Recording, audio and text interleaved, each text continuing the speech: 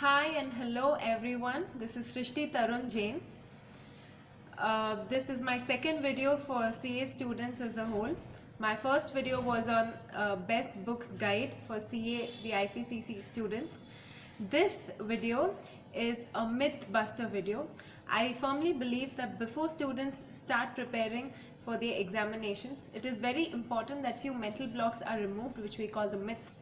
So there are a lot of mental blocks that we all have, or we get to hear. So this is for those people who are dealing with that. The first myth is, as soon as you start your CA examination preparation, people start saying, oh my god, you need to study for 15 hours in a day. Like, really? You have 24 hours in a day. If you are going to study for 15 hours, that leaves you with 9 hours. And scientists say, experts say that you need to sleep for 8 hours to sharpen your brains. So that leaves you with another 1 hour.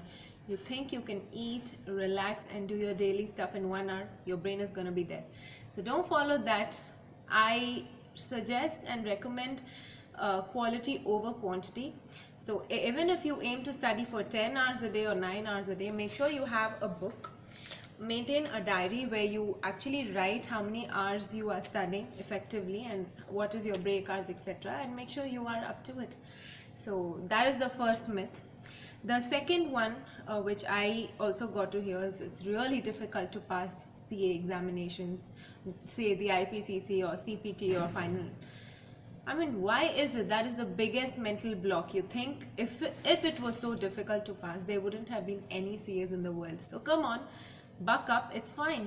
You have to strategize. You need to prioritize and have the confidence that you can do it. When we were toddlers, I think ABCD was also very difficult, right? So go for it. The third one is know it all. Now this is one mistake even I made when I started preparing. I thought I'm going to know 100% of all topics, all subjects, deep dive into everything and know everything at the end of the day. But trust me, this will not work if you're just 4 months away from an examination. So people who are going to start preparing just now, forget it. People who are going to who have started preparing for the November examination this year, then I think you can go for it. But people starting to prepare now for the May examination this year, forget it. Do something, just prioritize, strategize, choose the topics which carry more marks, which carry more weightage, and start with it. First of all, if you're comfortable with some topic, even though it might not carry too many marks, just go for it. Have some confidence so that you get a grip over the subject, and then start off with the topics which are more difficult. Study circles, friend studies, group studies really helps in all these in all this, because it's not possible for you to read everything 100% line by line. So it helps when you actually talk it out. So that's next. Fourth one is, practice manual is sufficient. No, study material is also very, very important. In the last attempt, when I wrote my examinations, I realized that a lot of things were taken from the study material as well, which talk about the basics. So you need to do the study material, then the practice manual, then the RTP. So go in that flow. The next one is, all final answers have to be correct. If your steps are not right in the examination, if your presentation is not right, and if your final answer is right, you might not still get the marks. So you need to make sure that the process is also right and the end answer is also right. The next one is, believing important questions given by different websites. Now there are a lot of websites, lot of apps which give you a lot of important questions saying so and so is important for this time, etc. It is good. Read it, it's fine, but don't just believe in that, because if you don't get those questions, you're going to be disappointed. So do your reading, just see it if you wish to, else you can just skip it. If you know something of every topic, that is going to save your boat. Don't keep any topic which you're not aware of even 1%. So yeah. The next one is, last attempt's questions don't appear again. I have seen in some final papers, especially in theory papers, that the previous attempts questions have been repeated in the next attempt, and few students thought that it's not going to come again because it came the previous time. But they were wrong. They were proved wrong at least twice or thrice.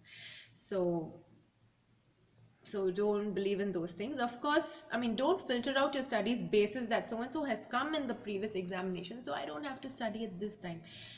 Mark my words, you have to know something of everything in a CA examination. You don't have to know 100%, just know 50, 70, 80%. Choose your topics accordingly. Uh, Next, the eighth one is attending coaching classes, top-notch coaching classes is sufficient to pass an examination. You think that is not the right thing. Basically, how much ever you go for coaching classes, you have, world famous teachers teaching you or India famous teachers teaching you. At the end of it, if you do not read it on your own, if you do not make your own effort, forget it. So yeah, the last one, the ninth one is, a lot of them say CA is all about luck. Really? So if I don't study and if I'm lucky, will I pass the examination? I don't think so.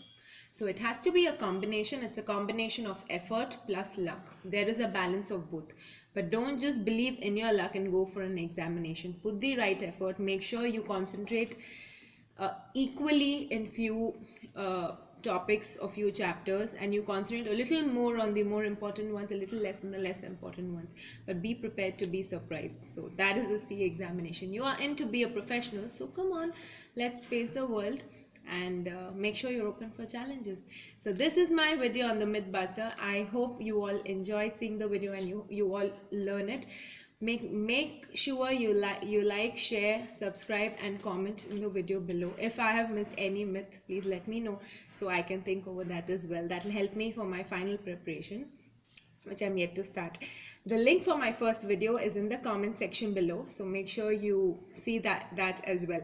I'm gonna put up another video saying how to prepare for examination basis my experience, very little experience which I have, but yes, I will make sure that I put that video up pretty soon.